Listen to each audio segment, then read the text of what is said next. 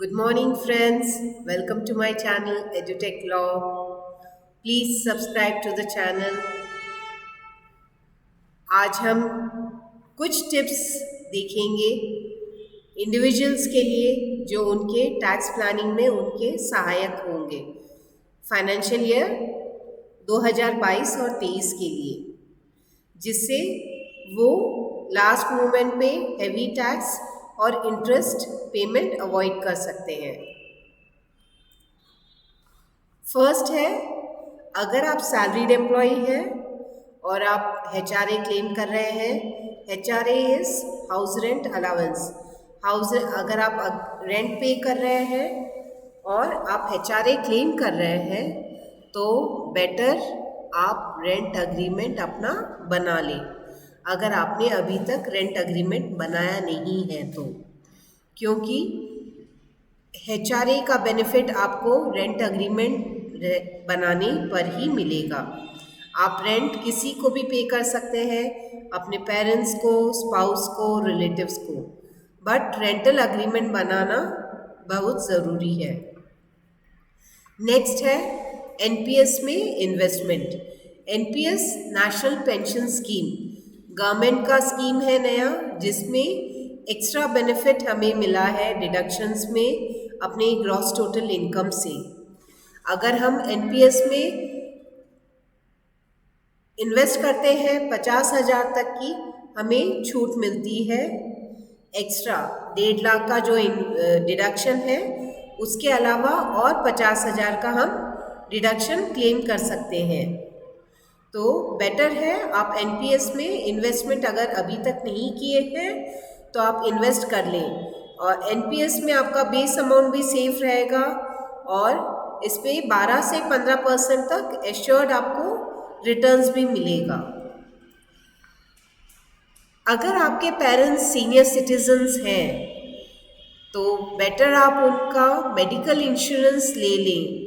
अगर आपने medical insurance नहीं लिया है तब आप उनके मेडिकल एक्सपेंसेस बिल और उसको इकट्ठा करके रखें, हार्ड कॉपी या सॉफ्ट कॉपी, ताकि आप जब रिटर्न फाइल करते हो तो आप 50,000 तक की छूट उस पर भी ले सकते हैं सेक्शन 80D में।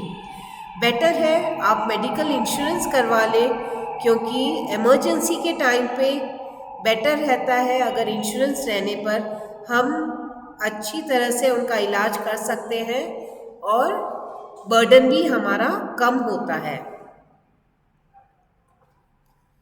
Donation receipts.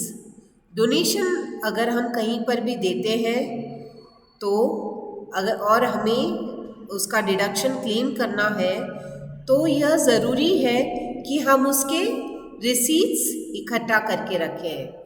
अगर हमारे पास उसका रिसीट है तो ही हम कोई भी डोनेशन का डिडक्शन क्लेम कर सकते हैं।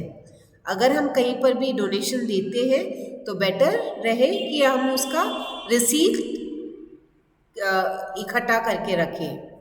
सेक्शन 80G और 80GG में हमें डोनेशंस पे छूट मिल सकती है। 80G में अगर हम किसी चैरिटेबल इंस्टीट्यूशन, ट्रस्ट को और डोनेशन देते हैं तो उस पर हमें बेनिफिट मिलता है, और 80GGC के लिए अगर हम कोई पॉलिटिकल पार्टी को डोनेशन देते हैं तो उस पर भी हमें छूट मिल सकती है। ये दो चीज़ें, डोनेशन जब हम देते हैं वो हमारा एनुअल इंफॉर्मेशन स्टेटमेंट और टैक्स पेयर इंफॉर्मेशन स्टेटमेंट में रिफ्लेक्ट नहीं होता है। ये दो स्टेटमेंट्स हैं जिसे हम जनरेट करके देख सकते हैं कि हमारा पूरे साल में टोटल एक्सपेंसेस और इनकम कितना आया है।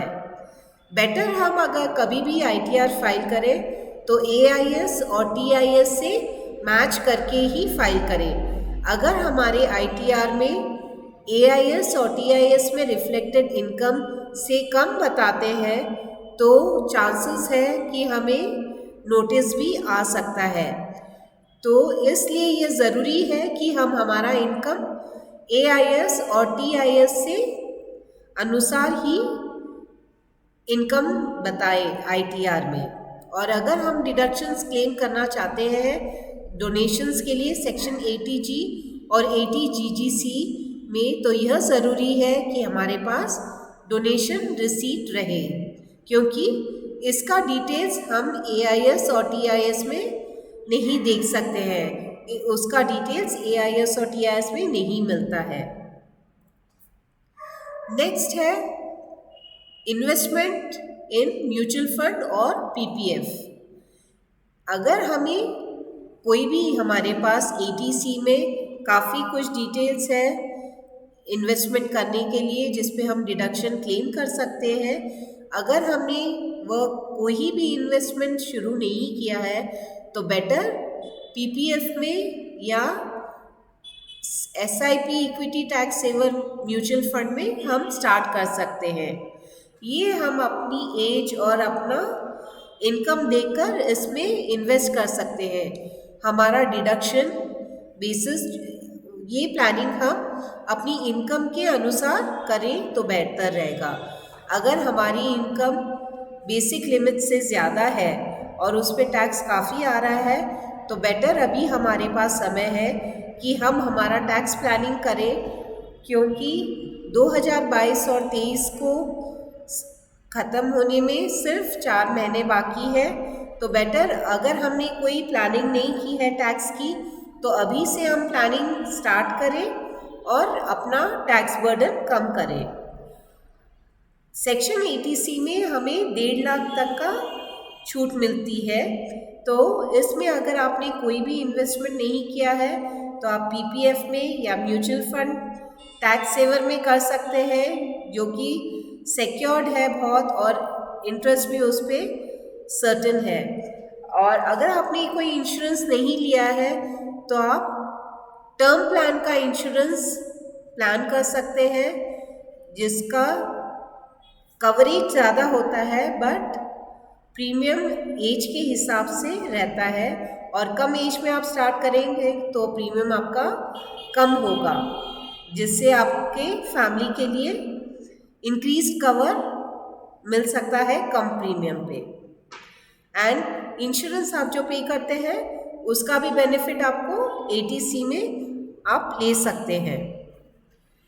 अगर आपकी इनकम 30% टैक्स ब्रैकेट में है तो आप एक और टैक्स प्लानिंग कर सकते हैं अपने पेरेंट्स, अगर वो आपके साथ है तो उनको गिफ्ट करके।